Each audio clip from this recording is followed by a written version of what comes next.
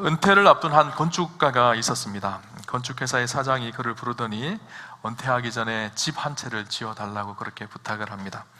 하필 은퇴를 앞둔 내가 왜 그 일을 맡아야 되냐, 이 사람이 투덜대기 시작하고 불평했습니다.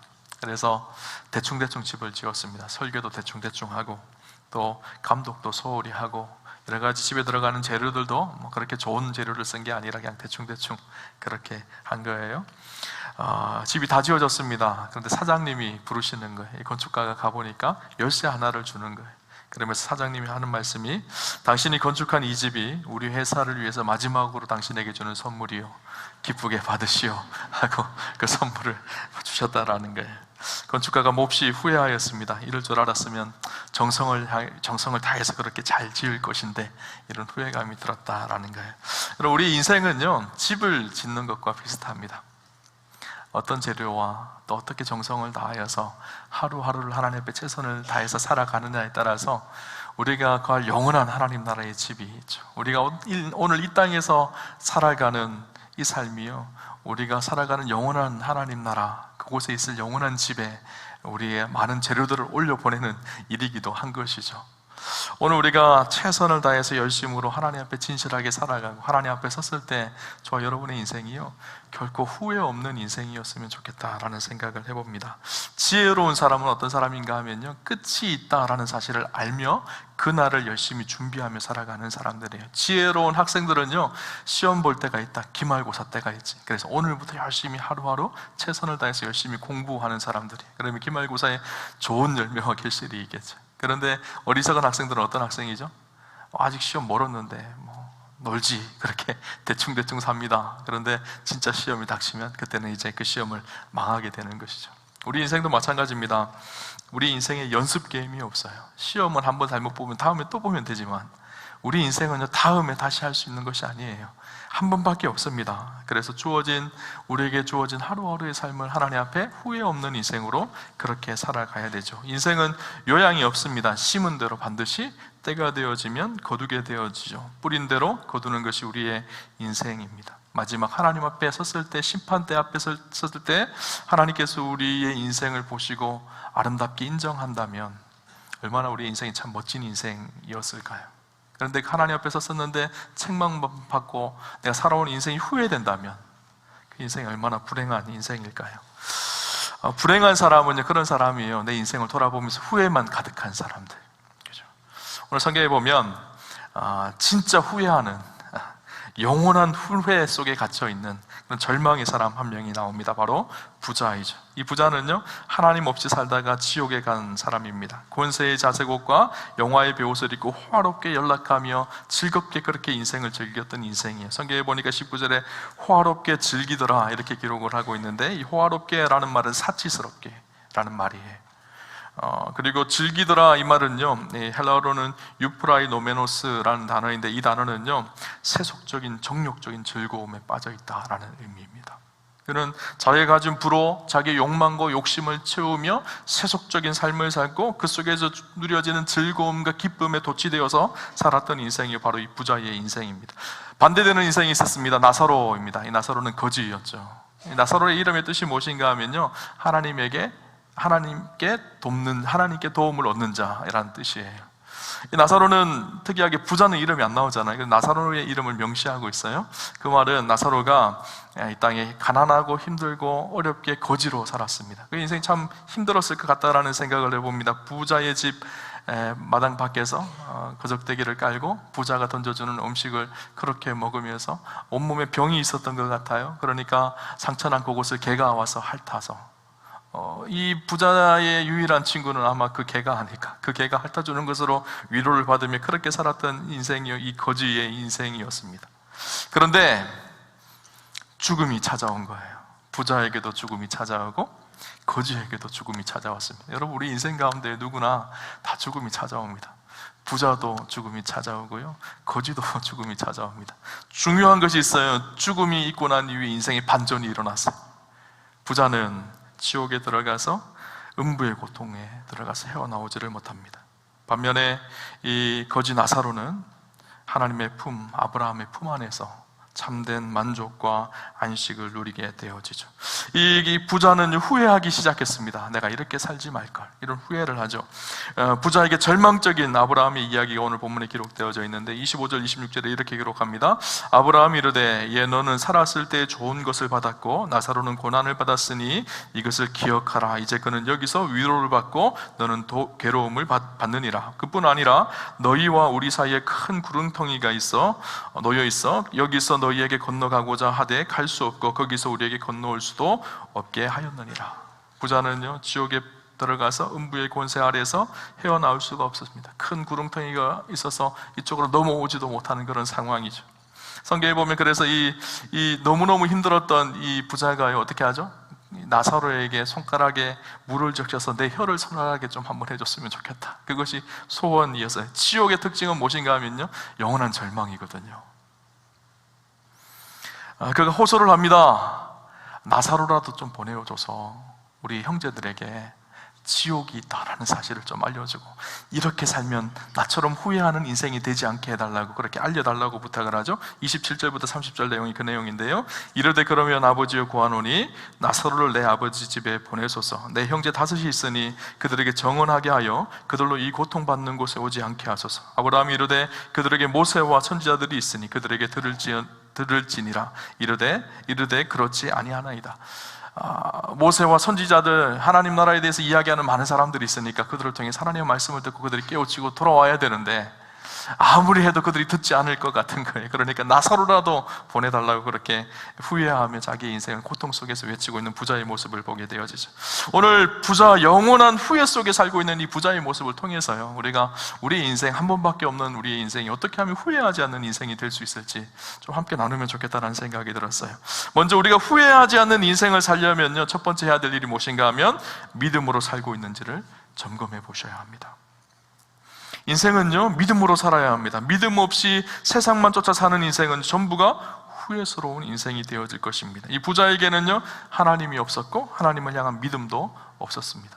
그의 관심은 온통 세상의 것들이었었어요. 어떻게 하면 세상의 것으로 나의 즐거움을 채울 수 있을까? 어떻게 하면 내가 더 호화롭고 사치스럽고 즐거움과 쾌락을 따라 살 수 있을까? 이것이 그 부자의 관심이었거든요. 반면에 이 거지 나사로는요 그가 이후에 낙원에 들어가서 아브라함 품에 안깁니다. 아브라함 품에 안긴다라는 의미가 상징적으로 예수님께서 비유를 통해서 말씀하시는 것인데 상징적인 의미가 무엇인가 하면 믿음의 조상 아브라함 품에 안긴다라는 것은 그가 믿음으로 살아왔다는 것이고 믿음으로 천국 가게 되어졌고 믿음으로 하나님 앞에 서 있었다라는 것을 상징적으로 의미하는 것이 아브라함의 품에 안긴다라는 표현이죠. 그는 그의 이름처럼 하나님의 도우심을 받고 믿음으로 살았던 사람입니다. 비록 거지였고 힘들고 고통스러운 삶을 살았지만 그의 삶의 가치의 기준은 하나님이었습니다. 믿음이었던 것이죠. 여러분, 우리는 무엇을 쫓아 살아가나요? 세상의 것이 우리의 인생의 목적인가요? 아니면 하나님이 우리의 인생의 목적이어서 그분을 바라보는 믿음으로 살아가고 계시나요? 여러분, 반드시 마지막 때가 있다는 사실을 여러분 기억하셔야 돼요.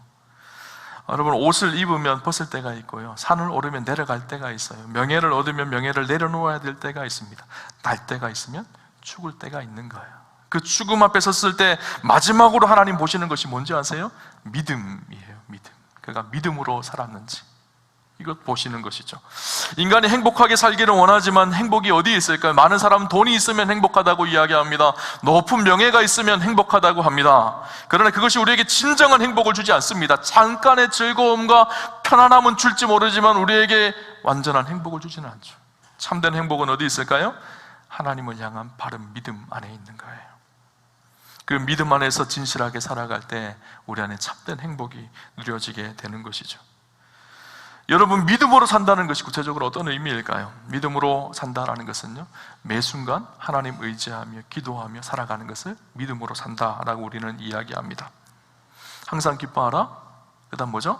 쉬지 말고 기도하라. 쉬지 말고 기도하라는 말은요, 우리가 늘 기도해야 된다라는 의미이기도 하지만 하나님과 깊이 교제하며 그분과 함께하는 은혜의 삶을 이야기하는 것이죠. 믿음으로 산다라는 것은요, 조금 더 구체적으로 하면요, 기도하며 주님의 뜻 안에 살아간다라는 의미이기도 합니다. 여러분, 한 해를 돌아보시면서 여러분 얼마만큼 기도하며 믿음으로 사셨나요? 마음은 늘 기도해야 되는데 기도하는 거 당연하죠 목사님, 그렇게 하지만 실제적으로 우리가 얼마나 기도하셨나요? 얼마나 그분의 뜻을 구하며 믿음으로 사셨나요? 팀 켈러 목사님의 기도라는 책에 보면 이런 이야기가 나옵니다. 미국의 9.12 사태가 일어났을 때 미국 나라 전체가 우울증에 빠져들었고, 그때 하필이면 그 팀 켈러 목사님의 가정도 굉장히 큰 위기를 경험했어요. 아내였던 캐시 사모님이 이 크론병에 걸려서 고쳐지지가 않는 거예요. 계속 너무너무 심하여서 이제는 큰 수술을 하고 어려움에 처하게 되어졌어요. 뿐만 아니라 팀 켈러 목사님은 갑상선 암이 발견되어집니다. 그래서 너무너무 절망스러웠어요. 국가적으로도 너무너무 정말 절망스럽고 우울하고, 자기 가정을 봐도 뭔가 하나 해결되어질 기미들이 보여지지 않는 거, 총체적 난국에 빠졌던 어느 날 아내가 팀 켈러 목사님에게 이런 얘기를 합니다. 여보, 우리 함께 해야 될 일이 있을 것 같아요. 바로 매일 밤마다 함께 모여서 기도하는 일입니다. 여보, 우리 함께 기도합시다. 그렇게 부탁을 해요. 그런데 이 팀 켈러 목사님 마음이 좀 부담스러웠어요. 한 번 기도하는 거는 좀 기도하겠는데, 뭐 며칠은 하겠는데 매일 그렇게 아내하고 손잡고 그렇게 기도하는 것이 참 부담스러웠던 것 같아요. 좀 꺼려하고 있으니까 그 사모님이 이렇게 목사님 앞에 제안을 합니다. 여보, 불치병에 걸렸다고 선고를 받았다고 한번 생각을 해봅시다. 의사가 약을 주면서 날마다 잠자리에 들기 전에 한 알씩 먹으라, 절대 잊지 말라, 그랬다간 몇 시간 안에 숨이 끊어질 거라고 경고했다면 약을 먹는 것을 깜빡할 수 있을까요? 여러분, 그렇다면 약 먹는 거 깜빡할 수 있을까요? 아니, 정신 바짝 차리고 약 먹겠죠, 그죠? 아닐 거예요. 지금 우리 부부가 그런 형편이에요. 함께 하나님께 매달리지 않으면 눈앞에 닥친 일들을 헤쳐나갈 방도가 없어요. 그러니 우리 반드시 기도해야 해요. 근데 이 이야기를 듣고 목사님이 깜짝 놀랐어요. 안일하게 생각하고 있었는데, 지금이 비상 상황이구나, 이렇게 있으면 안 되겠다 생각이 들어서 사모님과 함께 매일 밤마다 잠자리에 들기 전에 매일 기도를 했어요. 멀리 외국으로 나갈 때도, 선교지를 갈 때도 영상통화를 하면서 매일 사모님과 함께 기도하기 시작했습니다. 놀라운 일이 일어나기 시작했어요. 마음속에 있던 우울함이 떠나가기 시작했어요. 하나님 주시는 평강이 그 가정을 붙들기 시작했어요. 육신의 질병도 하나님께서 회복해 가시는 은혜를 경험하게 하셨어요. 여러분, 오늘 이 팀 켈러 목사님의 가정뿐만 아니라 우리 중에도 당장 기도를 시작해야 될 수많은 사람들이 있습니다. 지금 이 비상 상황이라는 것을 알지 못하고 그냥 그렇게 살아가고 있어요. 아니에요. 지금 이 비상 상황이에요. 하나님의 사람들은요, 기도하며 믿음으로 살아가는 사람들이에요. 내가 하나님의 사람이라고 신앙인이라고 하면서 기도가 끊어지고 믿음이 끊어졌다면 뭔가 심각한 문제가 우리 인생 가운데 있는 것이죠. 저는 축복하기를 한 해를 마감하면서요, 내가 얼마나 기도하며 믿음으로 살았는지를 한번 점검해 보셨으면 좋겠어요. 그리고 2024년도를 시작하면서 기도하기를 결단하고 믿음으로 살기로 결단하는 저와 여러분 되었으면 좋겠습니다. 여러분, 돈으로 우리는 다 할 수 있을 것 같다고 생각을 하지만 사실 돈으로 다 할 수 없어요. 돈으로 참된 평안을 얻을 수 있을까요? 돈으로 참된 사랑을 얻을 수 있을까요? 돈으로 참된 기쁨을 얻을 수 있을까요? 돈으로 하나님 나라를 얻을 수 있을까요? 돈으로 구원을 얻을 수 있을까요? 아니요. 실제적으로 진짜 중요한 것들은요, 돈으로 얻을 수 있는 것들이 아니에요. 믿음으로 얻는 거예요. 그죠? 오늘 현대인들의 이 문제가 뭔지 아세요? 돈으로 다 된다는 거예요. 여러분, 돈으로 다 되는 것이 아니에요. 믿음으로 되는 거예요. 그죠? 우리 잘 아는 것처럼 오직 의인은 믿음으로 말미암아 살리라. 하박국 말씀이잖아요. 하박국의 시대가 어떤 시대였는가 하면요, 굉장히 악한 시대였었어요. 하나님을 섬겨야 될 이스라엘 백성들이 하나님을 떠나서 죄악 속에 거하고 있었습니다. 그때 하나님께서 하박국이 하나님 앞에 탄원합니다. 하나님, 이렇게 죄가 만연한 세상을 그냥 두십니까? 하나님. 그러니까 하나님께서 심판하시겠다고 하세요. 저 바벨론을 들어서 이스라엘을 내가 심판하겠다. 그러니까 하박국이 또 마음이 안 좋았어요. 하나님, 왜 하필 바벨론입니까? 좀 공평하지 않습니다. 바벨론도 우상을 섬기고 하나님을 떠나 있는 저 민족이 이스라엘을 심판하는 그렇게 도구로 사용하십니까? 그래서 하나님께서 하시는 말씀, 바벨론도 그 죄악 때문에 멸망할 것이다. 근데 그 다음에 하시는 말씀이 무엇이었는가 하면요, 그러나 오직 의인은 믿음으로 말미암아 살리라. 우리는 세상이 악하다고 이야기합니다. 여러분, 이 세상이 얼마나 하나님 없는 세상이 악한지 모릅니다. 이런 악한 세상 속에 우리 그리스도인들은 무엇으로 살아가야 될까요?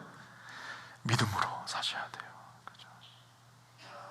여러분, 한 해를 돌아보면서 내가 믿음으로 살았는지를 한번 점검해 보세요. 그리고 2024년 믿음으로 살아가는 사랑하는 무함교회 성도님들 다 되시기를 주님 이름으로 축원합니다. 두 번째는 사랑으로 살고 있는지를 돌아보아야 합니다. 인생을 영원히 후회 없이 산 사람은요, 사랑하며 산 사람입니다. 이 땅에 사랑하고 후회하는 사람은 없습니다. 사랑해야 할 사람들을 더 사랑하지 못하고 살아온 것이 후회스러운 것이죠. 우리가 살아가는 이유가 무엇일까요? 돈 벌기 위해 사나요? 높아지기 위해 사나요?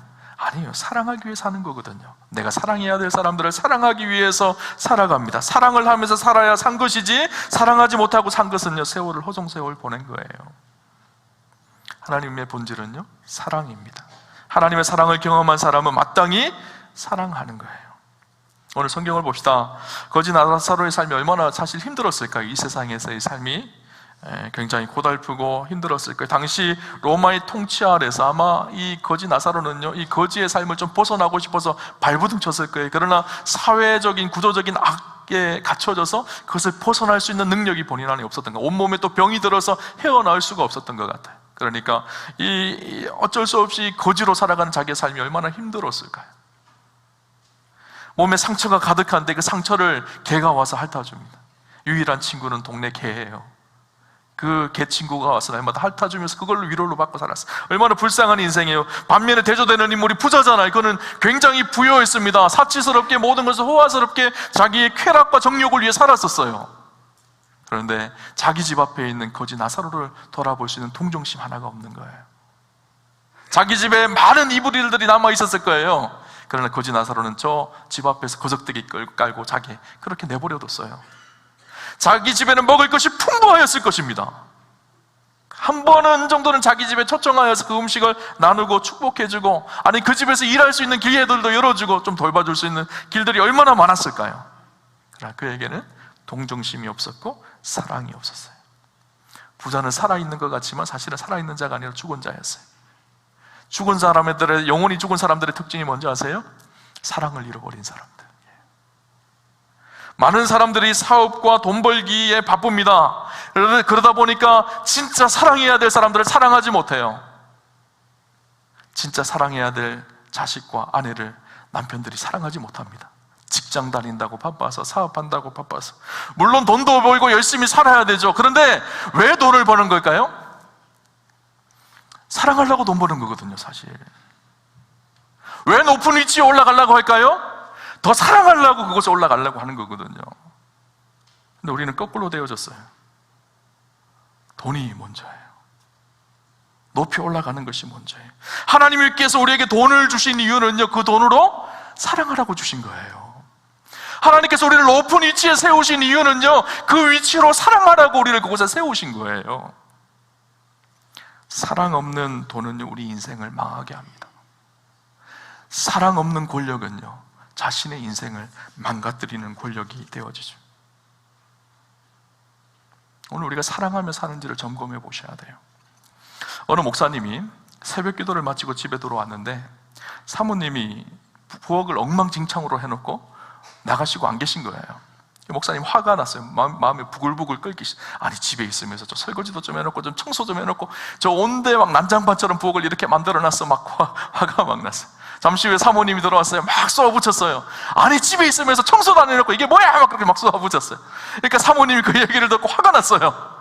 아니 여보, 오늘이 무슨 날인지 아냐고. 오늘 우리 딸이 소풍 가는 날인데 아침부터 일어나서 김밥도 싸고 소풍 갈 준비도 하고 이렇게 열심히 하다가 기도회 시간이 되어서 기도회 갔다가 이렇게 왔는데 나한테 이렇게 화를 내냐고. 막 다시 사모님이 막 쏘아붙였어요. 목사님이 또 화가 났어요. 그러면서 막 소리를 치면서 그래도 깨끗하게 정리를 해놔야지 왜 자꾸 말대꾸야 막 그러면서 목사님하고 막 싸웠습니다. 그런데 그 순간 막 소리를 치고 있는 그 순간 띵동하고 초인종이 울리는 거예요. 보니까 그 교회 집사님이 찾아오신 거예요. 집사님이 몸이 아파서 목사님한테 기도를 받고 싶어서 찾아왔어요. 목사님이 기도를 해드려야 되는데 마음이 기도를 해드릴 마음이 안 되는 거예요. 너무 힘들어서 방 안에 들어가서 내가 이런 마음으로 우리 집사님에게 기도를 하면 하나님께서 이 기도를 응답하실까? 자유가 안 되는 거예요. 그 자리에서 회개하고 기도하고 한참 있다가 문 밖에 나갔어요. 그런데 그 집사님이 오래 기다리다가 그냥 집에 가버리셨어요.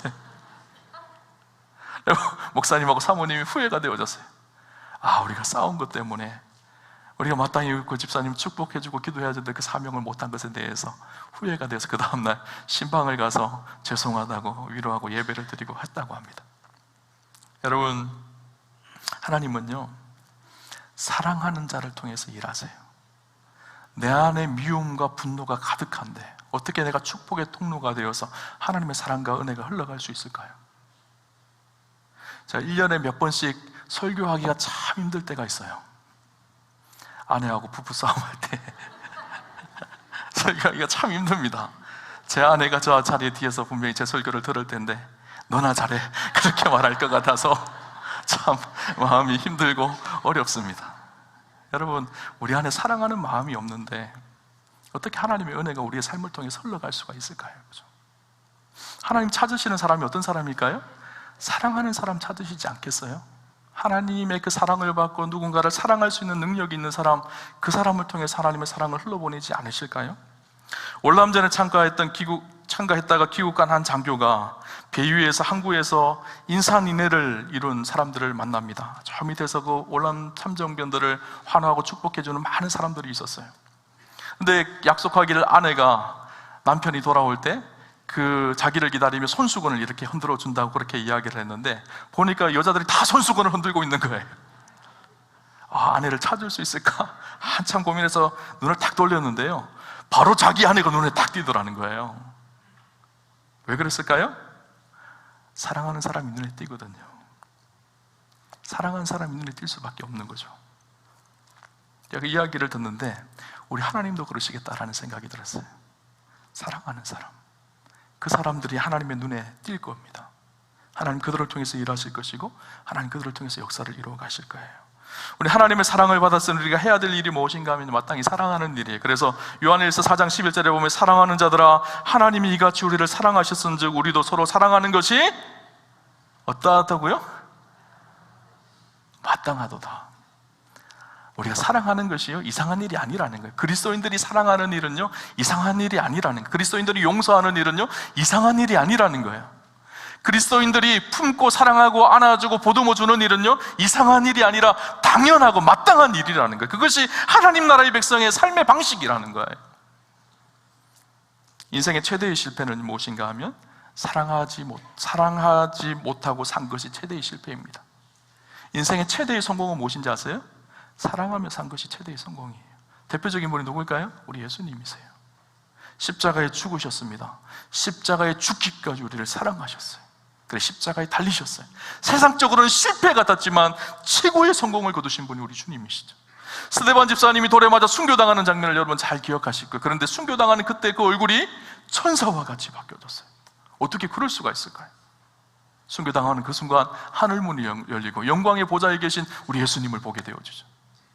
그때 그 얼굴이 천사와 같이 바뀌고 자기에게 돌을 던지는 사람들을 위해 축복하며 기도합니다. 악을 선으로 바꾸었던 것이죠. 사랑했던 거예요. 여러분, 호스피스 병동에 근무하는 의사 선생님들이 죽음을 앞둔 환자들에게 가장 후회하는 말 7가지를 이야기했습니다. 첫 번째는 죽을 만큼 마음껏 사랑해 볼 걸. 이게 첫 번째고요. 두 번째는 조금만 더 일찍 용서할 걸. 세 번째는 걱정은 내려놓고 행복을 만끽할 걸. 네 번째는 마음을 열고 포용해 볼 걸. 다섯 번째, 조금 더 열정적으로 살아볼 걸. 여섯 번째, 아둥바둥 말고 마음의 여유를 가질 걸. 일곱 번째, 있는 그대로 감사하며 살 걸. 껄껄껄 그랬다는 거예요. 뭐죠? 껄껄껄 그러면 후회했다라는 거예요. 그 대표적인 것이 무엇일까요? 첫 번째가 사랑해 볼 걸 좀 더. 두 번째, 용서해 볼 걸. 네 번째가 그 사람을 포용할 걸. 여러분, 저는 껄껄껄 하는 인생이 아니었으면 좋겠어요. 사랑합시다.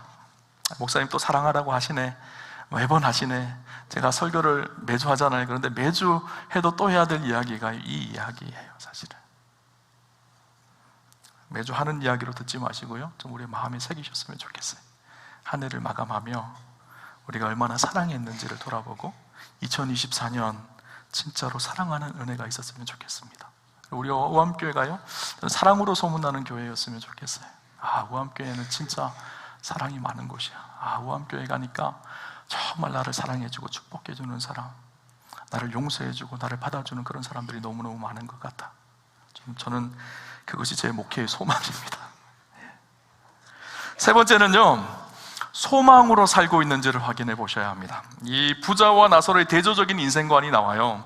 부자는요, 이 땅의 안락함과 평안함과 이 땅의 부요함과 쾌락이 그의 인생의 목적이었었어요. 그러나 이 나사로는요, 이 땅에서 거지의 삶을 살았어요. 병에 걸려서 고통스러운 삶을 살았어요. 그러나 그에게는 소망이 있었어요. 하나님 나라라는 소망이 있었어요. 천국이라는 소망이 있었어요. 사실 부자가 얼마나 부러웠을까요? 좋은 밥에, 좋은 집에, 좋은 차를 타고 다니고 부러웠을 것 같다라는 생각이 들어요. 그렇지만 그 부러움으로 여기지 않고 살아갈 수 있는 비결이 무엇일까요? 우리에게 영원한 하나님 나라가 있다라는 거예요. 우리 삶도 마찬가지입니다. 세상에 부럽기로 따지면 잘 사는 사람들이 얼마나 부럽겠어요. 그러나 우리가 그것을 전혀 부러워하지 않을 이유가 있어요. 우리에게는요, 하나님 나라가 있습니다. 영원한 나라가 있어요. 우리가 분명히 알아야 됩니다. 이 세상의 것은 결국 다 떠나갑니다.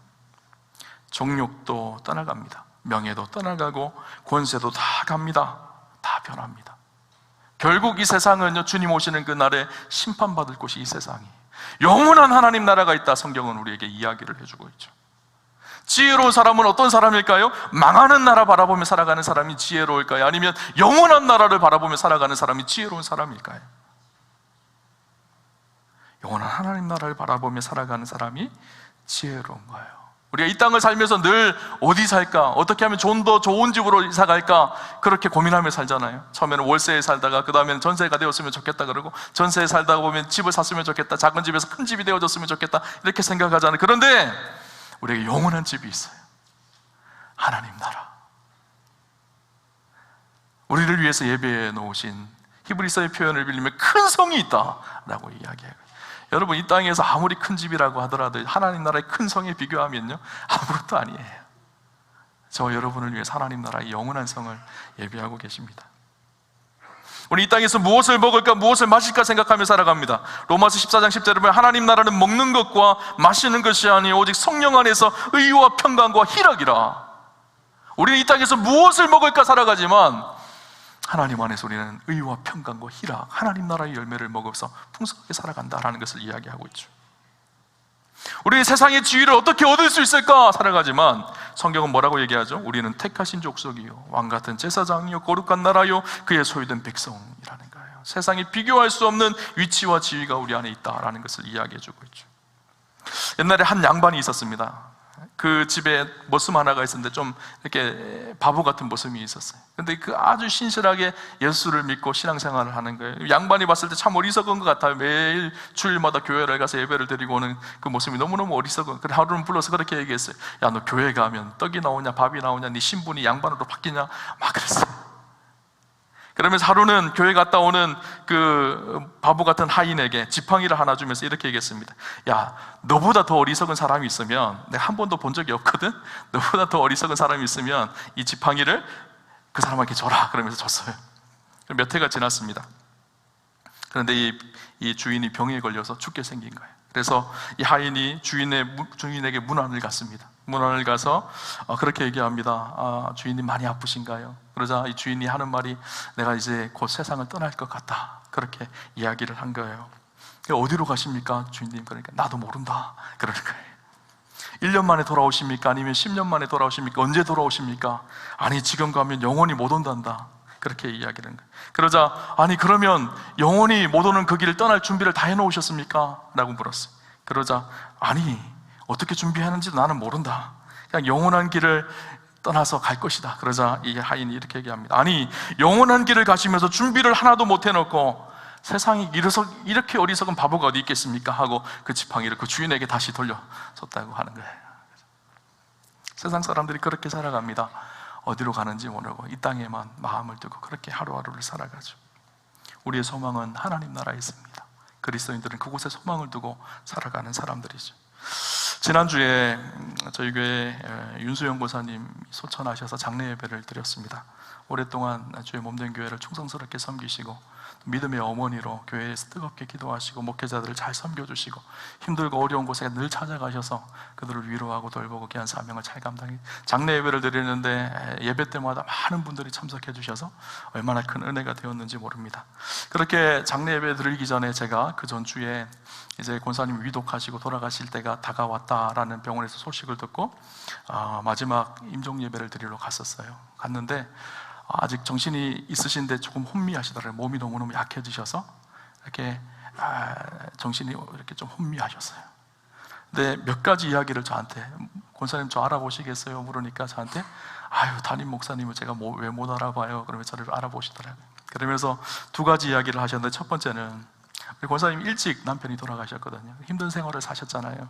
그러면서 그 힘들고 어려웠을 때 목사님, 제가 교회에서 철야기도 할 때 하나님께서 얼마나 큰 은혜를 주셨는지 몰라요. 그 이야기를 하시더라고요. 두 번째, 목사님 제가 요즘에 매일 밤마다 똑같은 꿈을 꾸는데 세마포 옷을 입고 천국 가는 꿈을 꿔요. 그러시더라고요. 참 감동이 되어졌어요. 함께 예배를 드렸습니다. 예배를 드리며 찬송가 338장을 같이 찬양했어요. 338장이 내 주를 가까이 하게 함은이라는 찬양이거든요. 내 주를 가까이 하게 함은 십자가 짐 같은 고생이나 4절까지 다 찬양을 했어요. 그때 찬양을 하는데 또렷한 발음으로 아주 또렷하게 찬양을 하시더라고요. 찬양이 다 끝났어요. 그런데 권사님 혼자 그 정신이 혼미한 그 상황 속에서 혼자 3절 4절을 혼자 찬양을 하시는 거예요. 찬양이 천성에 가는 길 험하여도 생명길 되나니 은혜로다. 천사 날 부르니 늘 찬송하면서 주께도 나가기 원합니다. 야곱이 잠 깨어 일어난 후 돌단을 쌓은 것 본받아서 숨질 때 되도록 늘 찬송하면서 주께도 나가기 원합니다. 너무 큰 은혜를 받았던 것 같아요.